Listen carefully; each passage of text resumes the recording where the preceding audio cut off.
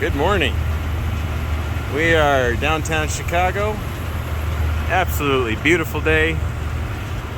It is a Saturday, but it's still nice. Nice rooftop.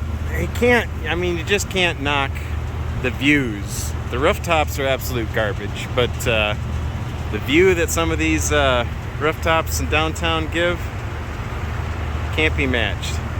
Still can't say that it's worth coming downtown for this, but take the good with the bad, right? Alright, so we are here. Unit wasn't running. They tried cycling power, that kind of thing. Wasn't coming back online. So what we had here is the fuse on that board. This fuse right here is blown. Doesn't look like it, but I'm assuming it must have blown up in the cap there. So got it jumped out with my little popper running through so I can see the amperage on the circuit. The fuse on this looks to be a 3 amp fuse. So took a couple of jumper wires, hooked it up, ran it through my meter. So what I found was when I turned the unit on, got it running again, when the blower contactor kicks in, voltage drops from a good solid 26, 27 volts to 3 volts. This starts clicking and pulling almost 12 amps through the circuit before I shut it off. Check the coil ohms on this contactor, and it's almost 0. So we've got a shorted coil on that contactor. Get that puppy replaced. I don't have any of these fuses, but I can use this same setup when I pull the little popper off.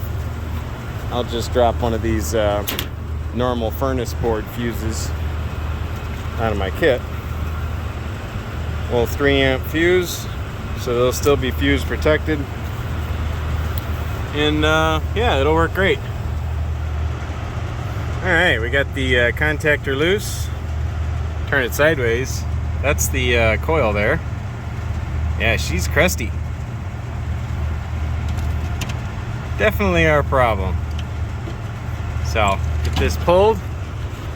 Got a nice little Mars contactor to put in place. I really like these. Now in this case it won't matter, but I really like these because if you need screw lugs, like for instance this one here has screws and this one is lugs, but Mars designs theirs where you can you pull that screw all the way out, and underneath is another screw that holds the lug in place. So then you can remove that lug, and then the threads from these screws here are the exact same.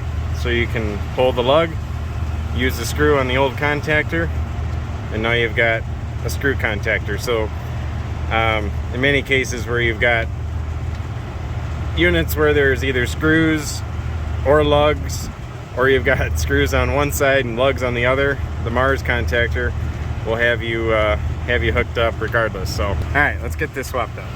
New contactor installed. Moment of truth.